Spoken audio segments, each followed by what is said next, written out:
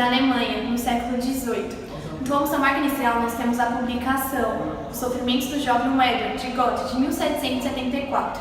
Os autores desse movimento, eles cultuavam o amor de forma irracional, focando no individualismo e subjetivismo, indo totalmente contra as regras do classicismo. No Brasil, o que se deu início ao romantismo, ou seja, sua marca inicial, foi o livro Os Suspiros Poéticos e Saudades, de Gonçalves de Magalhães, que foi publicado por volta de 1836. No contexto histórico, a recente independência do Brasil, absorvida pelo pensamento nacionalista ufanista do país, fez com que os escritores desse período buscassem temáticas que definissem a identidade nacional. A autonomia em relação à colônia fez surgir nos escritores brasileiros um sentimento de nacionalismo, gerando um movimento anticolonialista em defesa da criação de uma literatura que enfim retratasse nossa cultura. Portanto, podemos dizer que o romantismo foi um movimento de contradição à literatura europeia, que não valorizava nossas raízes históricas, linguísticas e culturais. Dessa forma, o nacionalismo é uma característica fundamental da primeira geração do romantismo no Brasil. Demonstrar interesse pelo índio era recuperar nossas mais remotas origens, o que correspondia ao medievalismo europeu. Isso ocorreu como tentativa de criar uma literatura que valorizasse o elemento nacional. Como símbolo da terra, tem o índio, que é valente, forte, e a natureza, que é bela e exuberante.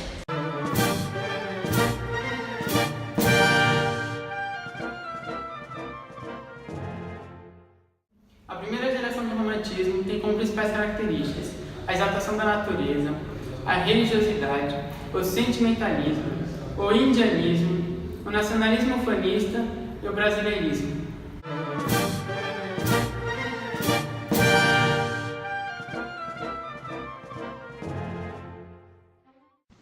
Domingos José Gonçalves de Magalhães nasceu em 1811 e morreu em 1882. Mais conhecido como Gonçalves de Magalhães, foi considerado um dos fundadores do romantismo brasileiro.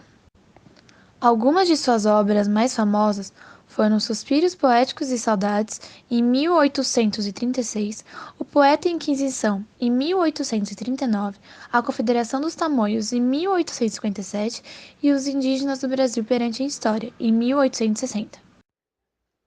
Antônio Gonçalves Dias nasceu em 1823 e morreu em 1864, talvez um dos mais representativos poetas da primeira fase romântica no Brasil. Algumas de suas obras são Canção do Exílio, de 1846, Ijocapirama, de 1851 e Os Timbiras, de 1857. Manuel José de Araújo Porto Alegre nasceu em 1806 e morreu em 1879. É considerado o fundador das revistas Guanabara e Lanterna Mágica.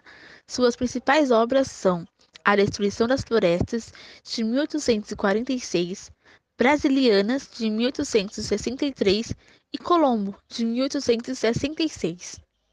Joaquim Manuel de Macedo foi outro autor importante. Ele nasceu em 1820 e morreu em 1882.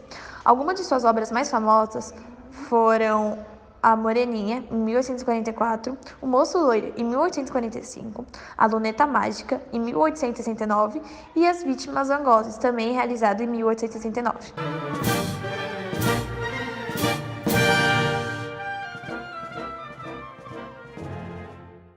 Antônio Gonçalves Dias nasceu em 10 de agosto de 1823, na cidade de Caxias, Maranhão. Ingressou na Universidade de Coimbra em 1840, formando-se em Direito. Em 1845, retorna ao Brasil e publica a obra Primeiros Contos. É nomeado professor de Latim e História do Colégio Pedro II, no Rio de Janeiro. Ali, na época capital do Brasil, ele trabalhou como jornalista e crítico literário, nos jornais Jornal do Comércio, Gazeta Oficial, Correio da Tarde e Sentinela da Liberdade. Um dos fundadores da revista Guanabara, importante veículo de divulgação dos ideais românticos. Em 1851, publicou o livro Últimos Cantos. Nessa época, conhece Ana Amélia, mas por ser mestiço, a família dela não permitiu o casamento. Assim, casa-se com Olímpia da Costa, com quem não era feliz. Em 1854, parte para a Europa e encontra sua Ana Amélia, já então casada. Desse encontro nasce o poema Ainda Uma Vez a Deus. Em 1864, depois de uma temporada na Europa para tratamento de saúde, embarca de volta à sua terra natal, ainda debilitado. No dia 3 de novembro de 1864, o navio em que estava naufraga. O poeta faleceu próximo ao município de Guimarães, Maranhão, aos 41 anos de idade. Não chores, meu filho, não chores, que a vida é luta reída, viver é lutar. A vida é combate, os fracos abate, os bravos e os fortes só podem exaltar. Um dia vivemos, o homem que é forte não teme da morte, só teme fugir. No arco que entesa, tem certo uma presa, quer seja tapuia, condor ou tapir. O forte ou cobarde, seus feitos invejas, de o ver na peleja, garboso e feroz. E os tímidos velhos, nos graves conselhos, curvadas as frontes, escutam-lhe a voz. Domina se vive, se morre descansa, dos teus na lembrança, da voz do porvir. Se forte, se bravo, não fujas da morte, que a morte é de vir. Depois que és, meu filho, de os brios revistes, tamoios nascistes, valente serás. Do grito de guerra retumbe aos ouvidos, de inimigos transidos por vil comoção, temam de ouvir o pior que o sibilo, das setas ligeiras pior que o trovão. E a mão nessas tábuas, querendo calados, os filhos criados na lei do terror. Teu nome lhes diga que a gente inimiga, talvez não escute sem pranto, sem dor. Vence a fortuna, traindo teus passos, te arroja nos braços do inimigo falasse. Na última hora, teus feitos memora, tranquilo no gesto de favo da audácia. E cai como o tronco do raio tocado, partido rojado por larga extensão. Assim nasce o forte, no passo da morte, triunfa a conquista mais alto brasão. As armas ensaiam, penetra na vida, pesado querida, viver é lutar. Se um duro combate aos fracos abate, aos fortes aos bravos só posso exaltar.